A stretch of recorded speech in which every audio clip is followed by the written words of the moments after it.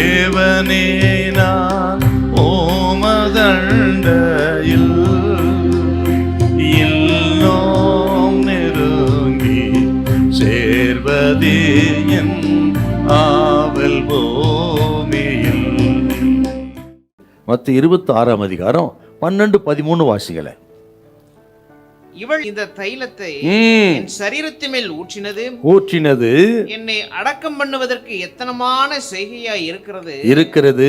இந்த சுவிசேஷம் உலகத்தில் எங்கெங்கே பிரசங்கிக்கப்படுமோ, இந்த சுவிசேஷம் உலகத்தில் எங்கெங்கே பிரசங்கிக்கப்படுமோ அங்கங்கே இவளை நினைப்பதற்காக இவள் செய்ததும் சொல்லப்படும் என்று யார மேன்மைப்படுத்தி உயர்த்துறாருன்னா, அடையாளம் தெரியாத பெத்தானியா என்கிற ஒரு குக்கிராமத்தில் சொல்லிக்கொள்ளும்படியான ஒரு குடும்பம் இல்லாத ஒரு சூழ்நிலையில சாதாரண பெண்மணியாய் சகோதரியாய் இருந்த அந்த பெத்தானியா மரியாதைத்தாங்க சொல்றாரு.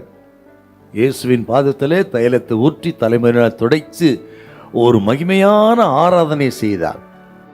அவளை குறித்து தான் ஆண்டவர் பேசுறாருங்க. என்ன சொல்றாரு?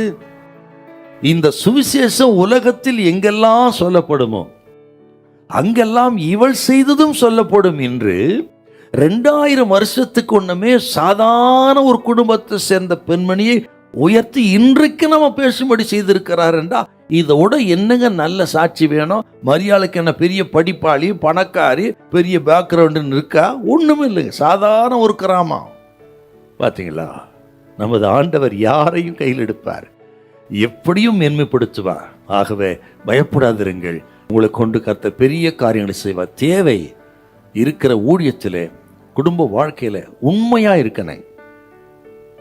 இருக்கணும். கொஞ்சத்தில் உண்மையுள்ளவனை அநேகத்தின் மேல் அதிகாரியை வைப்பேன்னு சொன்ன மத்திய 25-21 படி இப்போ இருக்கிற ஊழியத்திலே உண்மையாயிருங்கள்.